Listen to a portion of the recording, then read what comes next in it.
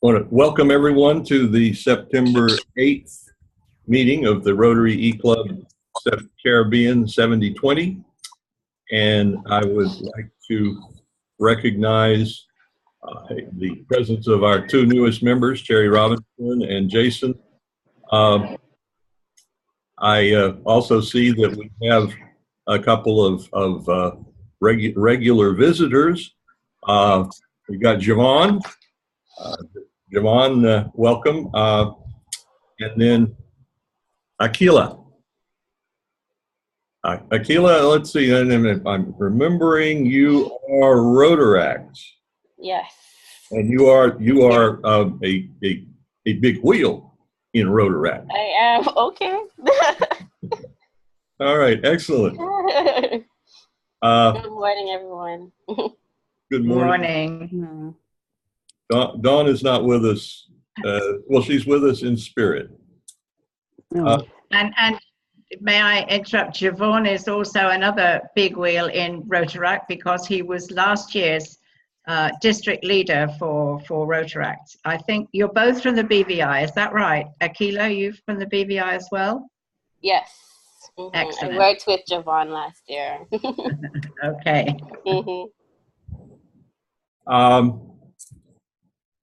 I didn't see an agenda, so I'm going to mute Bonita while she moves around. I struggled to, well, I've been busy everything else. I did not come up with an exact Rotary minute until this morning. I just decided, is in the four-way test, is there any one that you think is the most critical, the most important? And perhaps they are prioritized as 1, 2, 3, 4 in the order of their importance to the overall things that we think, say, and do. But I'd like your thoughts, if you would help me. Is there any one that is the most important? And if so, why do you think that? I'm counting on Roger. Thank you, Roger. I've unmuted. Yeah, I would say, honestly, John, I would say they're in order of importance. If you don't have the truth, the other three don't work, do they? I mean, it's really kind of that simple to my little simple mind. No, I agree. Great minds. Anyone else? Is that, or do you think we got it? Lou's nodding her head. Yes. All right. Well, that is about the totality for my Rotary minute, and I'm not sure where we go from here. Well, I'm hoping that Paul is going to go big today, because I know some of our newer members perhaps have questions about what is the Butterfly Storybook, and then what can I do with it or for it. And also we all got the very lovely email. I hope we all got it. I got it. I figure I can't be the only one. And I noted the French, but did not try and read it. Anyway, Paul, without exception or objection, I would turn this over to Paul for a while. Great, thanks. Well, so everybody got their little thing from me on their email.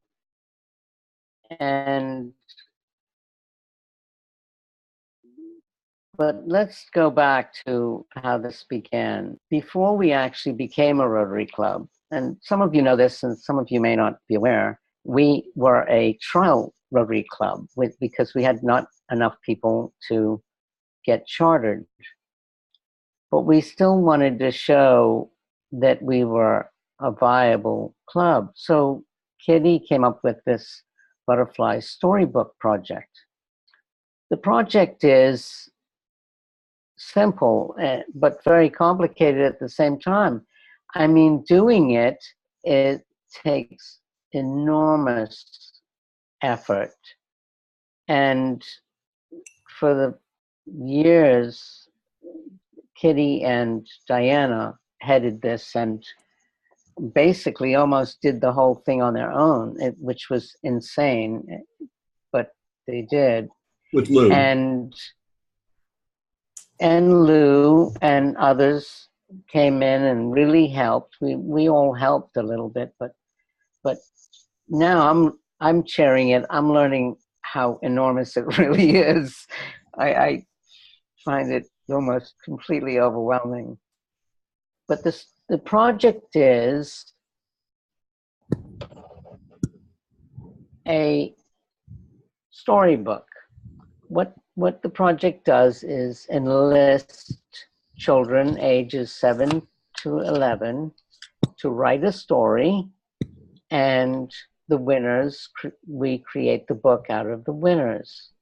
But us being so varied and all over the place and being in this type of club, we can't really do the project on our own. We absolutely must enlist all of the terror clubs in the district to go to the schools, because someone has to go to the schools and say, look, we've got this project going on. We want to enlist the children 7 to 11 to write stories, and we'll pick the 3 best out of the ones you give us, and we'll send them to the eClub of the Caribbean 7020. When we start the project, we send out what you saw today so that everybody is aware. I think last year I started by sending it to the presidents and secretaries, and that wasn't enough because they don't always get involved in it. You need almost everyone in the district to get it, so that somebody might say to their president, oh, this is a great opportunity. We can partner with the eClub of the Caribbean, and that'll be our partnership program. And that's how we enlist the other clubs, because then that person becomes their chair for that project, and they go to the schools and they get the stories, and then they take those stories and they judge them and pick their 3 best out of all of the ones that they get, and they send their 3 best to us. So theoretically, we could get 150 to 200 stories. Mm-hmm. I have to ask Diana if she knows what's the maximum we ever got. Do you have any idea? Hello? Or Lou, Diana. or Lou, maybe you've got a good handle on it. I think they were like 232 a couple of years ago. Yeah, there was, at one point, I know there was over 200. Anyway, so we take those 200, and John, this year, and for many years, he's our judging chair. Coordinator. He will organize, well, Lou is going to organize the stories and send them to John, and then he will organize the judges to judge the stories, and we'll pick the 10 best out of those 100 or 200 stories. And then comes the book production. Once we've decided what the 10 stories are, we produce the book. And that's a big chunk of the work, because we have to make sure everything's formatted. We have to do the graphics.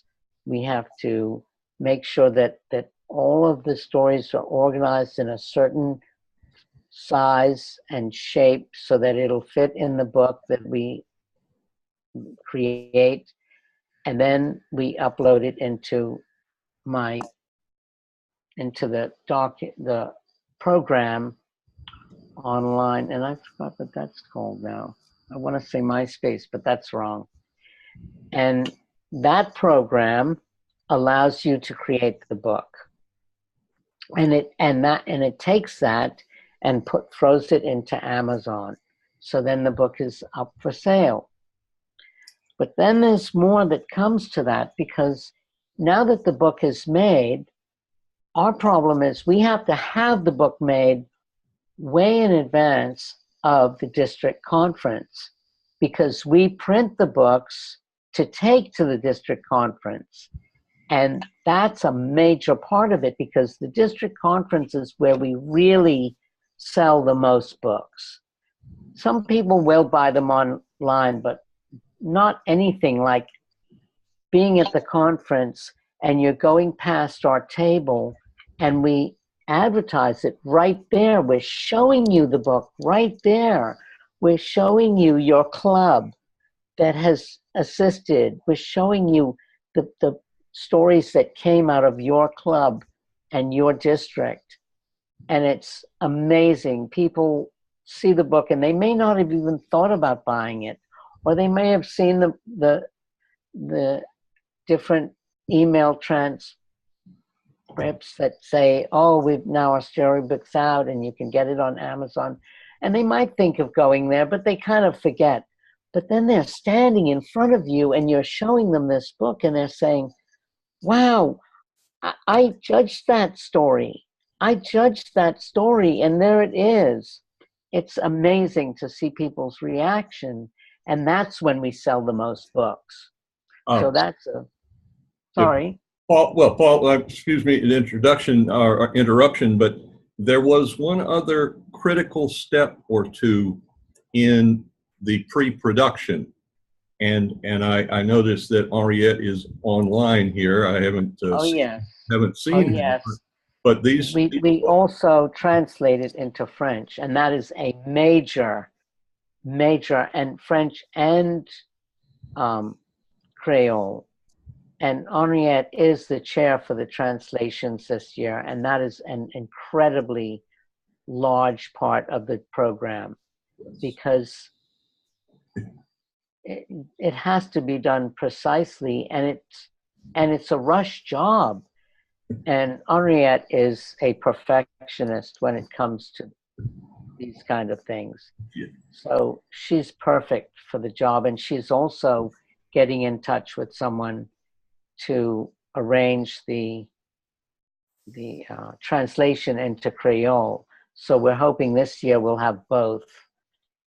And Henriette is also looking into helping us print the books, but that'll come later, but we're looking into it now. We're actually more than on schedule right now, and I'm hoping we stay on schedule. We've got to really watch our timeline, because as I said, if we don't get the books printed and at the conference in time, then we're up the creek, because we won't sell that many books. Paul, at this point, Henriette would like to jump in. Okay. And then Jason has a comment. Okay, great. Go ahead, Henriette. Okay, hello everybody. You don't see me because my face is ugly. It's impossible today, so but I'm here in spirit and in voice, as you can tell. I just want to say that about the translation in Creole this time. I mean, last year and the year before, I think that I had made other arrangements. I mean, I was not asked to proceed with my usual source, and nobody told me anything about this year. So I've done my part in translating to the French, but I haven't done anything about the Creole. I think it's important because as the conference was in Haiti last time, some of the people there said, why don't we participate? And since we indicated that they could write in their own language, maybe we could bring some of the Haitian people to write also. and to participate a bit better in our program. And also, I would like to pass the compliments to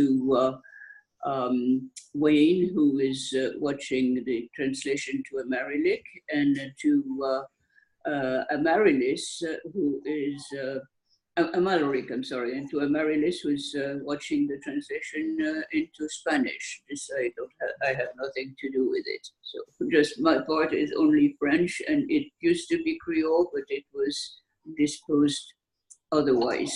Well, I thought you and I had talked about you getting in touch with the university, and I thought you were going to do that. Oh, you thought I was going to do that? So I will have to talk to you later on.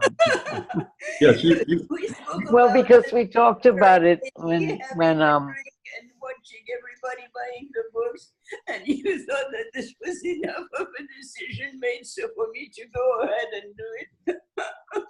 well, because we talked about it while we were at the conference, remember? Right. well, why don't you two get together on this? Yeah, we will. Do a little telephone or email and do that. I'm going to get to Jason here. Jason. Okay, so sorry, I had to unmute myself. I was wondering, I know this might be a little naive question, but are we hitting a milestone anytime soon, like 10 years, 15 years, or anything like that, or are we still relatively young? And I have a follow-up depending on the number of years. Amaryllis. It is our 5th anniversary this year. Actually, our club became a 5th-year-old baby on August the 12th. Okay. The reason I was asking is if we're hitting a milestone with the books, have we thought about doing like an anthology special printing as a added fundraiser? I wouldn't think it'd be that hard since the stories are already formatted correctly. It'd be just a matter of putting them into a bigger book. And that might be a nice little anniversary thing to do to raise a little extra money. Brent has proposed that, and I believe that Brent was at some point before Maria was looking to put together the anthology of the best of the past 5 years. But go ahead, Amaryllis. You know what's going on. But no, I don't recall Brent sort of being taking the flag entirely for that. I do know that we have had these conversations, and there have been plenty of really cool proposals, but we really haven't taken a decision, a concerted decision of what we wanted to do with it. And I'm the most happy, Lee, I forgot my English there, that we have a renewed enthusiasm for the project, because the last year and the year before was a little bit uphill, and other things were considered as well. So I'm really liking it. I hope that we could do all these translations. And in regards to an anthology, we even thought about doing it in Braille as part of our 5th anniversary. And all these efforts were sort of thought of, but I don't know if the club wants to make an effort to do some of these, actually put in progress some of these ideas. I would love to do something for our anniversary. Actually, the book's anniversary was last year rather than this year, or even the year before. Look at that. Yeah, we're on the 7th year so now. we're on the 7th year, and this is the success preceding us. But it's just a conversation. But if we are going to do it, we really have to come up with a committee for that, aside from the people that are producing the book this year, because it's impossible to do both. Well done. That's correct. Well, if I can interject, if this is our 7th printing, then maybe we can look at forming a committee to do a 10th year anthology, and we could start next year. That would give us 2 years to bring it together. What do you guys think? And I'll be happy to take the lead on that, because I love the idea of an anthology. I think they're just great to remind everyone of where you came from and where you're at now. All right, you're in. Secretary, take notes of the volunteer, and Jason, yeah. Jason. Congratulations. Thank you. No, but that's an excellent idea for us to go ahead and say, all right, we'll do it for the 10th. We're at the 7th, and this gives us, as you said, 2 years to put it together separately from what we're doing this year. I think that's great. Well, I cannot think of any of a better way to celebrate our anniversary than to put these big Hartford projects in progress. Really, it sort of puts up together in one direction. Yes, I visited with the Rotary Club of St. John this past week, and there were a couple of things I wanted to make certain that got out, and I did do heavily promote the Butterfly Storybook, and the president of the Rotary Club there spoke up and said, yes, we definitely need to do this, because in probably 6 of the last 7 years, we have had a St. John story in the book, and we definitely want to keep on it. I think that those of us who can visit a club in the district should definitely plan to do so, because this is a big area of sales, and the fact that the winners get an autographed copy and a prize or whatever, I think $50 to go buy books, that this is an opportunity to increase our sales, because the clubs that have participated definitely ought to buy more than just the freebies that they ought to get in there and buy books and sell them in the local community, take them back to the schools. By then, some of the writers, some of the authors will be in high school and things like that, and it will be pretty cool to actually bring them on for something like that. Yes. And anytime you go to any club, I mean, I go to clubs here, and I always have a copy of the book, and I show it to them. Well, now I have like a bunch of books, and I try to sell them. But that's being said, I also always talk about the Butterfly Storybook Project and what a cool project it is. And I tell them a little bit about, because anytime you're visiting another Rotary Club, they're happy to let you say a little something. They want to know about what are other Rotarians doing around the world. So I usually tell them a little bit about our club, and then about our storybook. So anytime, I mean, we are all ambassadors of this project, every one of us, because it's our club. So I think I'm just about done. Diana does have another something to share with us for World Literacy Day. So I'm going to hand it over to her. Okay, thank you, Paul. And that's actually a good lead-in, because I wanted to share with you, well, a couple of things. But one of them is, as Paul said, to talk about this when you visit clubs. And Roger and I visited a club about a couple of months ago, and we did talk about the Butterfly Storybook. And one of the members there is actually an author. I don't know how many books he's written, but obviously he was really interested in this. And so he wrote to me and said, "Can you please give me a link for the books?" And we sent him all of that, and he wrote back, and this is what he said. "I've not had a chance to read all the stories, but I do have some initial observations and a few questions. Of those I've read in the 2018 edition, the standard is impressively high for their ages," which I was really delighted to hear. It's not the first time I've heard it, but this is coming from an author in the UK. I figured that was, a pretty good compliment. And then he wanted to know who our target readership was, and we explained how we tried to promote the book. And he said he also thought the stories were very inspiring, and that young children would try to emulate the standard of the written book, the written work that was displayed. And he says, when we have held our Rotary Young Writer competition, that's, as I will explain in a minute, a nationwide contest in the UK, in the local schools, that's a similar age group. And he said, none of the entries come to us without grammatical, spelling, or punctuation mistakes. Yet these all seem to have been corrected in the stories published.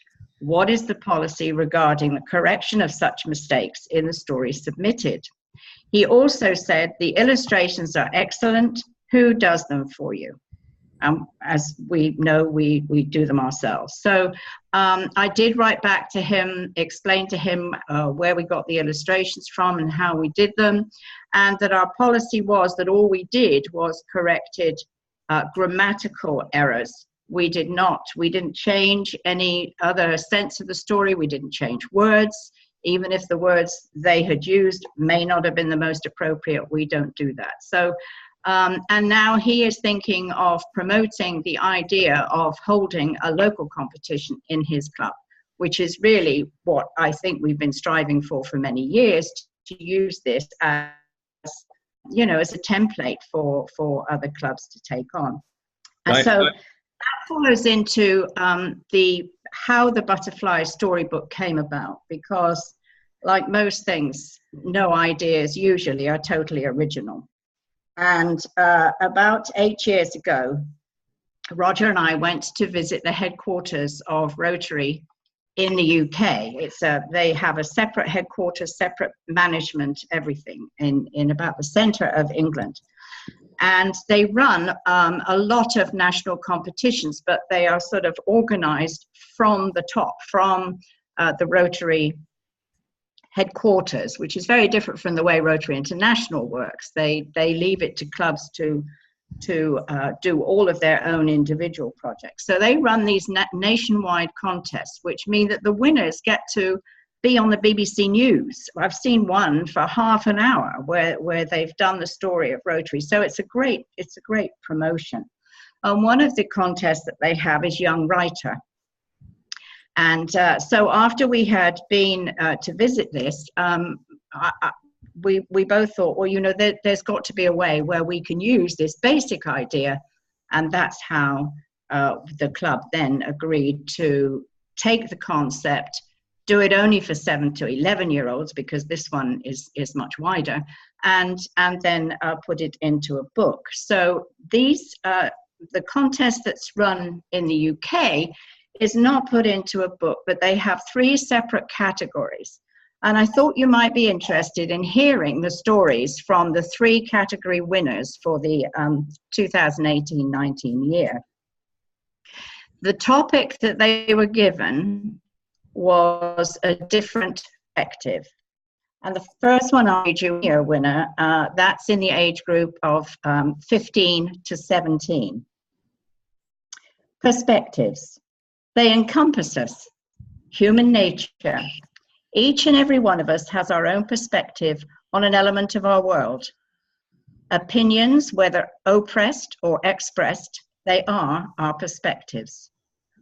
One thing we all differ in is perspective on what is perfect. What we view as being most desired. Yet what is perfection? What did an individual ever grasp of their own clear vision of what perfection was to them? Was it that seemingly perfect girl, that gorgeous, flawless model on the front page of the magazine that provided a view on what was perfect? Or the way sun splinters into thousands of delicate shards of light, a stain of orange, gold, scarlet, red, when it sets? Or when someone whom you adore with all your heart laughs, and the little lines crease beside their smile and their eyes sparkle, twinkling stars in midnight, fluttering fireflies. There could be thousands of perspectives on what is considered perfect, a perfect feeling, a perfect moment. Moments where simply, quite simply, everything just fits. Comfort. Is that a perfect feeling? What all humans seem to crave is security and comfort. We all seem to know what a perfect life would be. We see a glimpse into another's life, and we gain some invalid, unreliable, and foolish understanding of what their life and how it's so much more perfect than our own. We need to stop defining perfect. We don't need to feel perfect to feel worth, self-value, self-appreciation. We need to love ourselves, our peers, our neighbors. A rose, a scarlet hue of furled petal, soft and delicate, has thorns, sharp and cruel.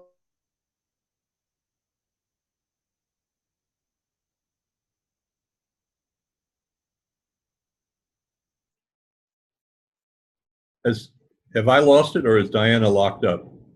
He's locked up. Okay. What I want to suggest is that she get that author to give us that blurb, that quote about the quality of the stories, so we can put it in the back cover like they do on books where, you know, another author says, "Stunning, outstanding, kept me gripped through the entire process." This just, you know, a little blurb. Well, that can go along with our Pearson Literacy Award in that same page of recognitions, because our project is a award-winning project. So. Roger, is Diana going to come join you, or?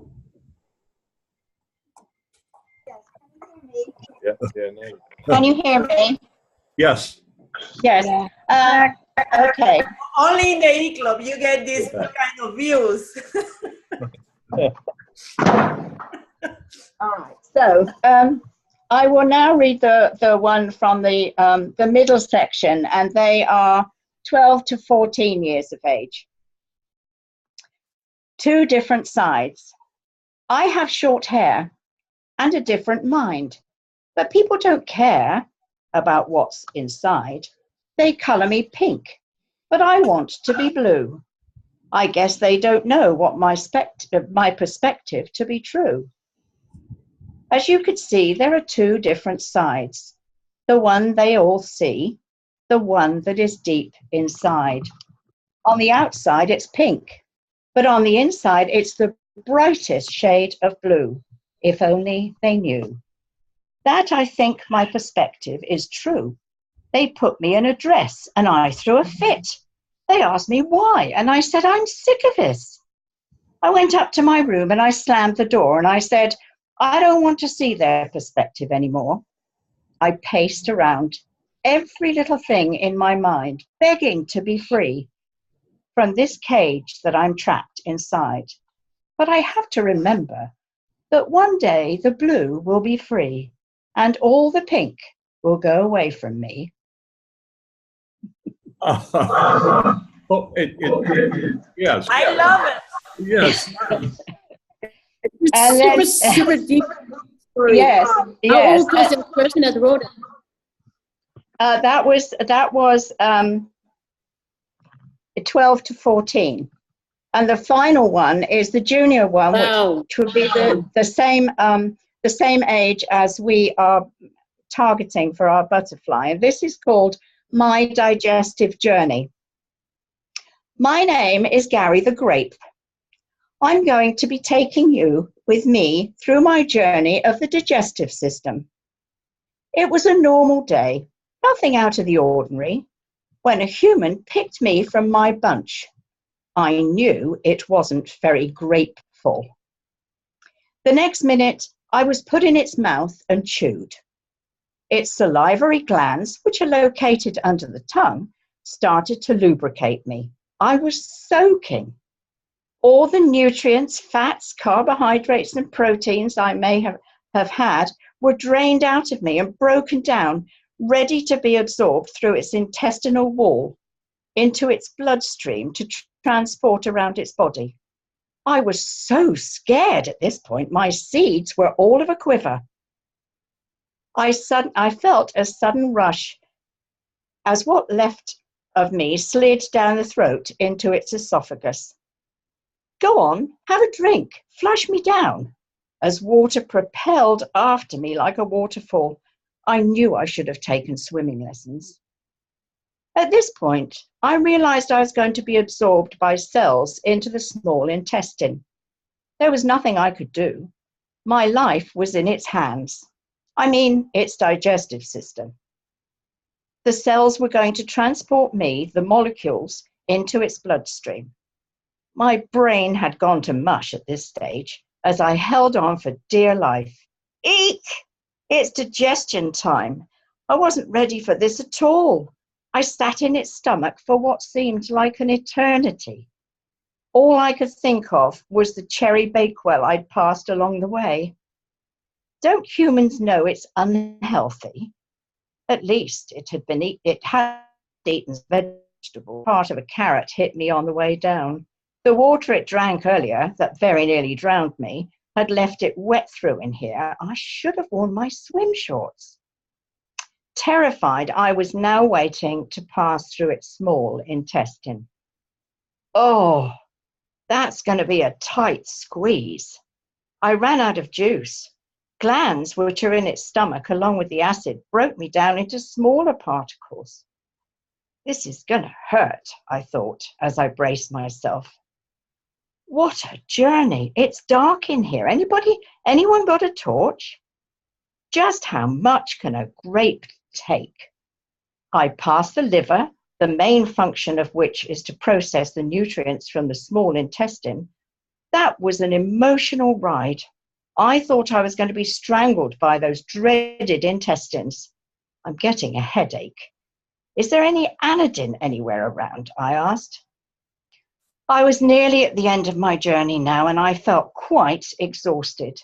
The end of the intestine gets rid of the waste, which continues moving through your digestive tract into the colon. I've also heard on the grapevine that you humans do need regular exercise, as this helps me move through your digestive system to help prevent constipation. Ouch! You don't want that. So, after the most terrifying journey, human just wanted to get rid of me. I feel totally crushed. That's it. And that's from age group Under 11, up to 11. 11 and under. That's yeah. great. That's so creative. Oh my God. I just thought I had to read them because I just thought they were all so good. Yeah. That kid's going to be a very funny doctor. Yeah. You All know, right, can people hear me? Sort of, maybe. Yes, Dawn. Excellent. Welcome, Dawn. The phone will go off. Okay. Okay. Diana's going to go and try and see if her computer's working. We try and do this in separate rooms so we don't have feedback between us. That's the. Yes. Anyway, she's gone back, so you should see her. Yeah, there she is. Okay.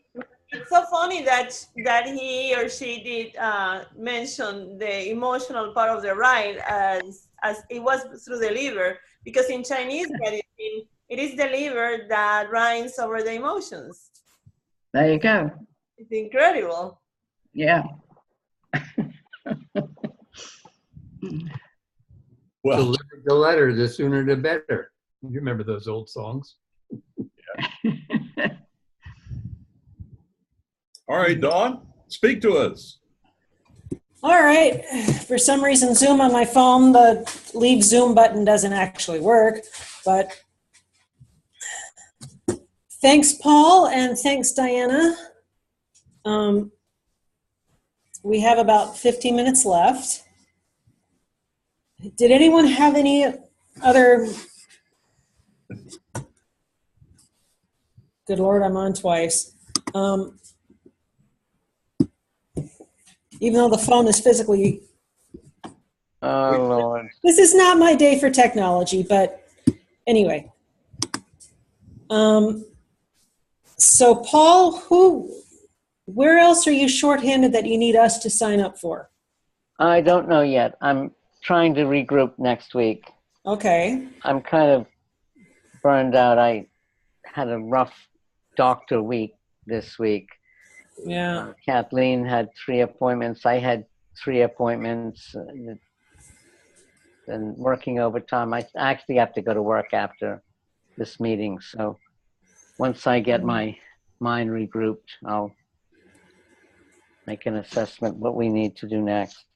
But All the right. main thing is we've got to just keep ourselves on the timeline. Would it help if you had a few people to sort of take a chunk of the district list of clubs and help with follow-up? Writing to presidents and reminding them what key dates are, or asking how things are going? Not really, because what I do is when we do a reminder, we'll send that out to everyone, you know. But by then we'll pretty much have people already having sent things in, and it'll just be like a little quick reminder. We won't include the whole package. But I remember last year when I sent my reminder out, people did email us and say, oh, we want to try it. Do you have the package? And I remind them of the deadline, you know, if it's too late and like that. So we'll see. And you've already sent out to the club members what the list of key deadlines, kind of the project management framework is, right? Yeah, that's in the package of the attachments. Okay. And we should all have gotten that like today, right? Yeah. Okay, so everybody look in your email and check that out. I had a couple of bounces. Somebody had, let me see if I can find it now. You can get a lot of box B stuff. Yeah, box B. A couple of people, but I only got well, it's actually only 2. I got 4, but it was 2 English and 2 French, so it would have been 2 people. Okay. Hello, Ellie. Speaking of, we're glad to see you. Hey, long time no see, Ellie. Yeah, I was afraid that you ditched us. He's smiling. Yeah. Ellie, we're talking about the butterfly storybook. One thing Paul said earlier was that we don't have our usual Creole translator.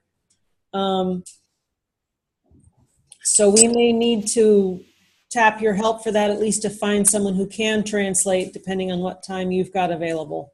Ili is an English teacher. He might have some cool connections. That's what I'm thinking. If there's one thing you could really help us with on this project, Ellie, we really want to make sure this is in Creole, that we respect Haiti, and that it's useful to Haitian students. But that means it's got to be good Creole, not my Creole, which is very French and very not correct spelling.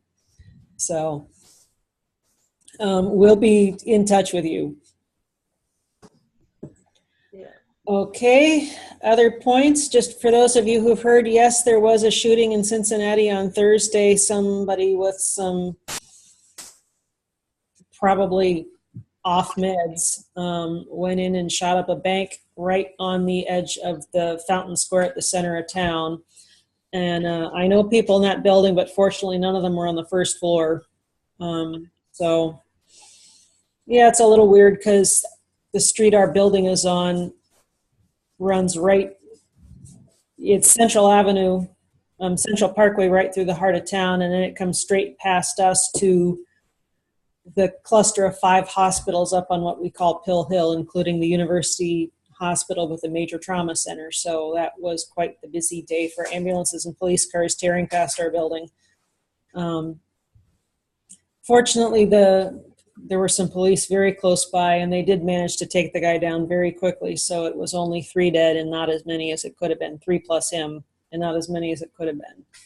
But so if you hear about that, yeah.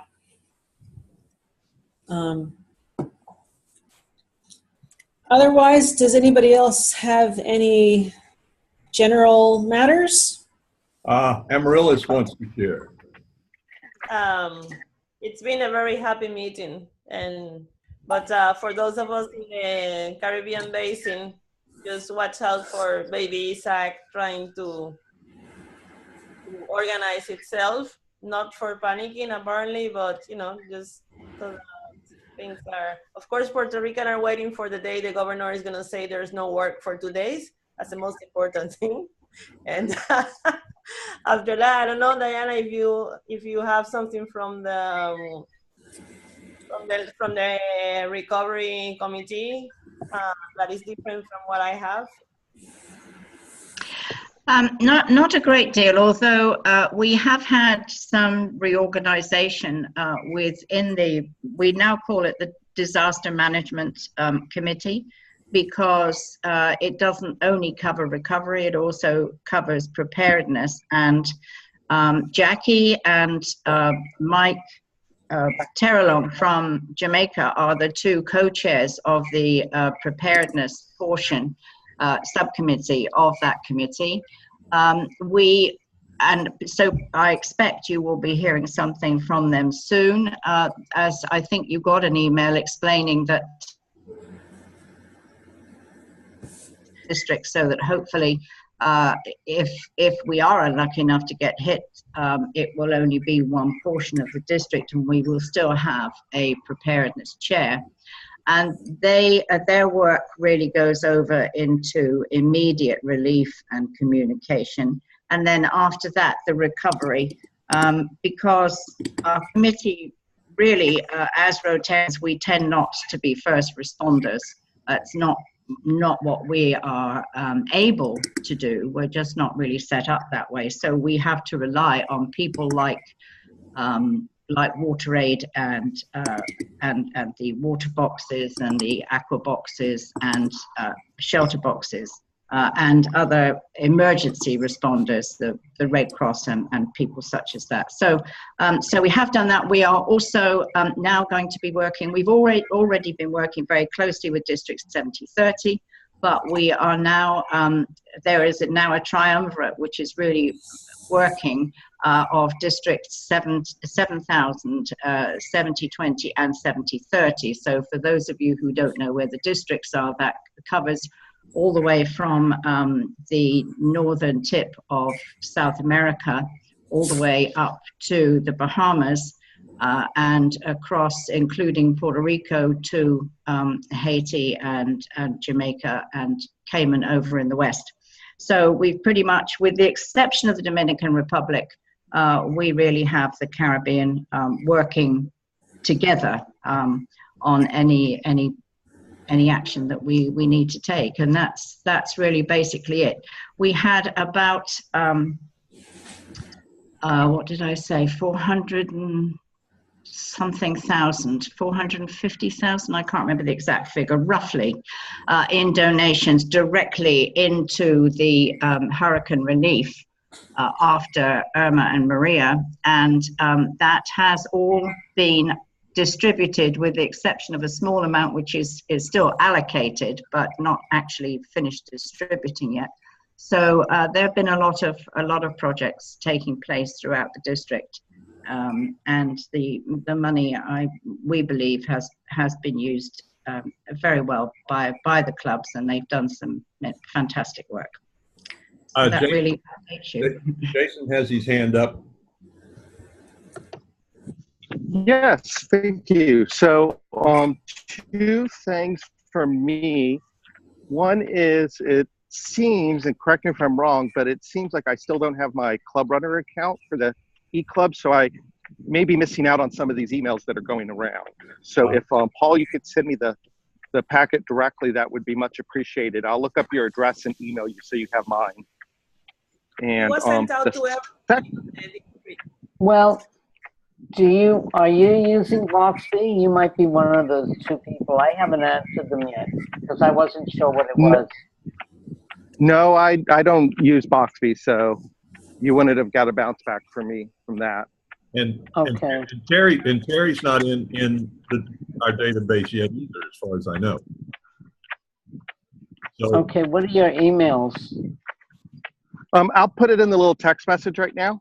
Okay. That'll probably be easier. Mine's kind of long. Okay. And then the second thing is I wanted to say that I've got 5 happy dollars because not only am I part of the best club in 70/20, I don't have to give up on beautiful days to take lovely walks like today.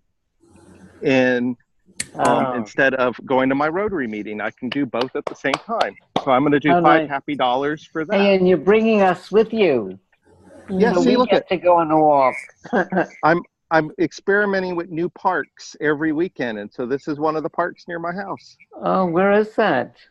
This is called Lettuce Park in North Tampa. Okay. And so I just finished the stroll over the swamp. They have a nice little boardwalk with a swamp with alligators and birds and all that kind of stuff. And now I'm on the Terra part of it. Okay. Excellent.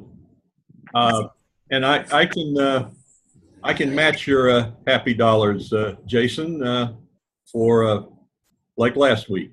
So, Diana, you'll be hearing from me.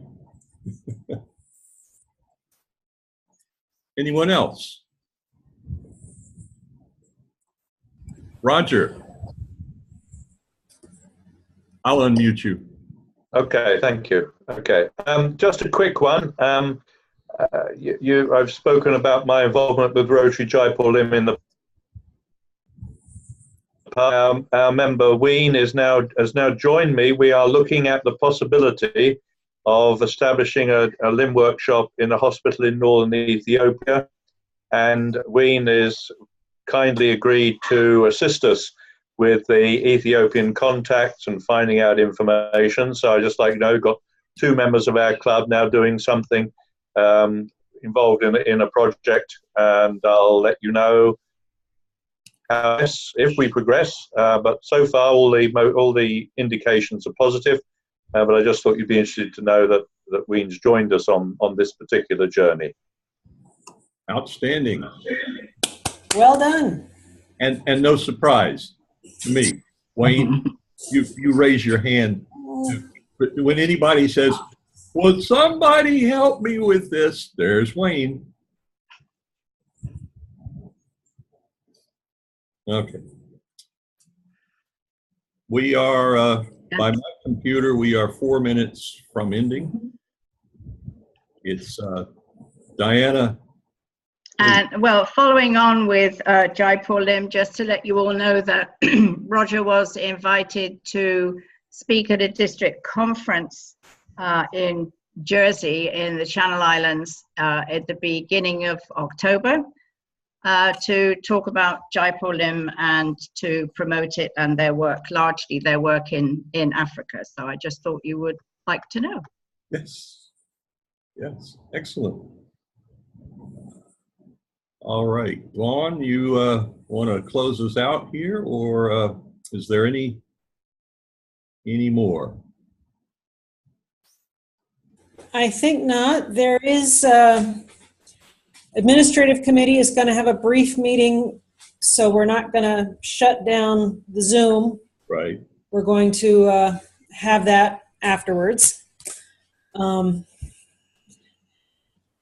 I'm working on pulling together a few more people for foundation committee because that's going to be a month coming up and we want to think through for that. So otherwise, it is time for the 4-way test, and I'll lead from the front. The 4-way test of the things that we think, say, or do. Is it the truth? Is it the truth? Is it the truth? Is it fair to all concerned? Is it fair? Fair to all concerned?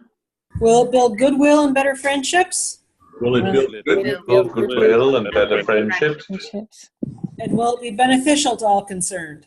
Will it be beneficial to all concerned? The Rotary around the world. Rotary around the world.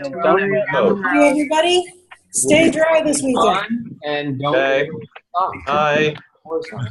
And will the members who agreed to help on the administrative committee please just hang on and we'll have a short meeting. Okay. Let me